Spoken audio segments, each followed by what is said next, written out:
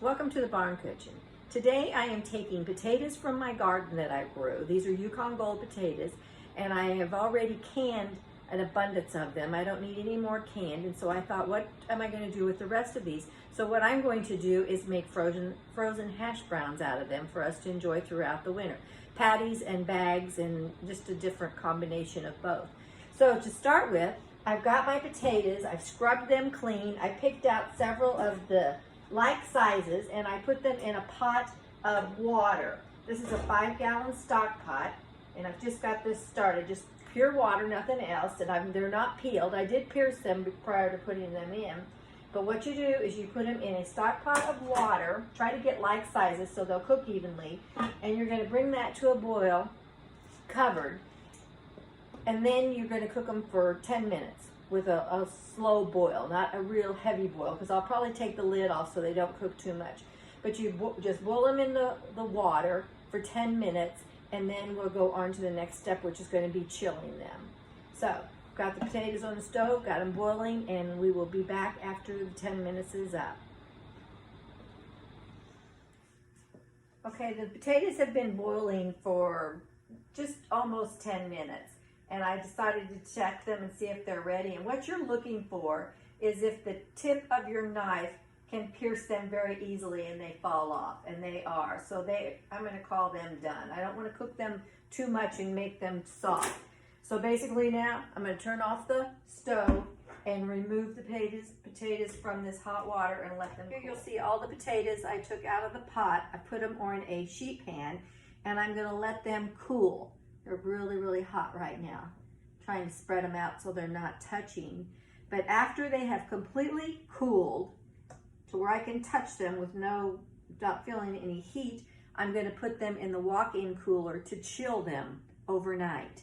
Now I realize not everybody's got a walk-in cooler, or maybe not doing this many, but you could just put them in the refrigerator also for up to at least 4 hours, but preferably overnight. So I'm going to put them in, I have a walk-in cooler here on the farm. I'm going to put them in that for the night, and then I will finish them up tomorrow, which will involve grating them and forming them into patties, or just tossing them into single bags. So for now, that's where we're at. We will take it up again in the morning. Good morning. Okay, we've got our frozen or our chilled potatoes out of the cooler, and now what I'm going to do is grate them in my food processor.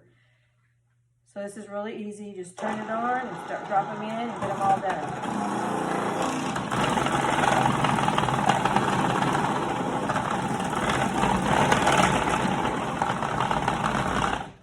Got a little bit of a malfunction here.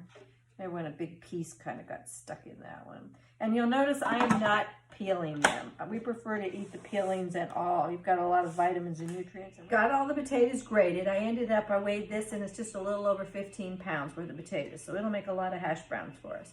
So the first thing I'm going to do, I have my cookie sheet out here, and I'm just going to dump them on this cookie sheet and kind of spread them out. I want them about 3/4 of an inch thick.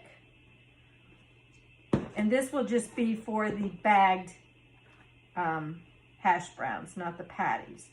Basically, all I'm going to do is put them on this sheet, take them, put them in my freezer, get them froze, and put them into bags after that. You don't want it too thick. But I'm going to end up with a lot of hash browns, which suits me just fine. Okay, so you spread them out there. Now, since I've got so many, because I want to do more of just the bulk, because I make a lot of casseroles and such, I'm going to go ahead and put some more on top of that, but I need to cover it with a piece of parchment paper. So that looks pretty good. Try to even them out as good as I can. And then I will take a piece of parchment paper,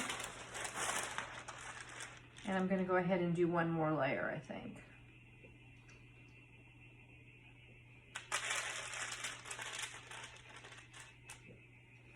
This will be really good this winter. I separated out 5 pounds of the shredded potatoes that I'm gonna make into patties.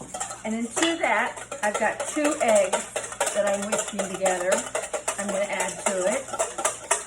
These are eggs from our hens. I'm gonna put 2 eggs in there. And then I'm gonna add a couple tablespoons of minced onion. I'm just gonna kind of eyeball that to mix around in there.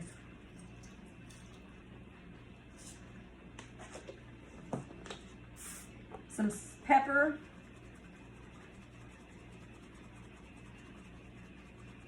And then some salt.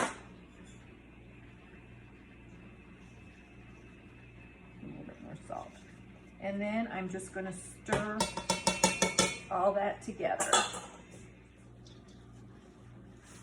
All right, that looks good. So then I'm going to form these by hand and just lay them on my cooking sheet here. And then these will also go into the freezer. So just take a small handful, whatever size you want your patties to be, and you can just press them out.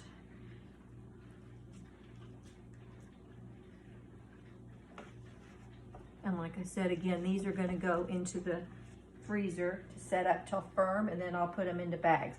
That's a pretty big patty, so I think I'll take it down a notch.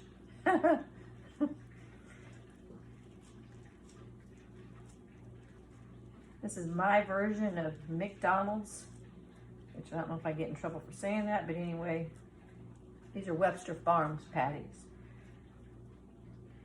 That egg holds them together nicely. They're seasoned with salt and pepper and onion, and they will be wonderful for serving for breakfast. So the next step is to the freezer they will go. And here's the finished product the next morning after freezing overnight. Heat your oil, put them in your skillet, do not thaw them first, and cook for about 3 or 4 minutes on each side. So I'm going to enjoy these, and then I'm off to the pasture where I've got to move cattle this morning. Dear hubby left me a few orders, and one of those is get the cows to new grass. So thank you for watching this video. If you like it, please hit the subscribe button, and I will see you at my next project.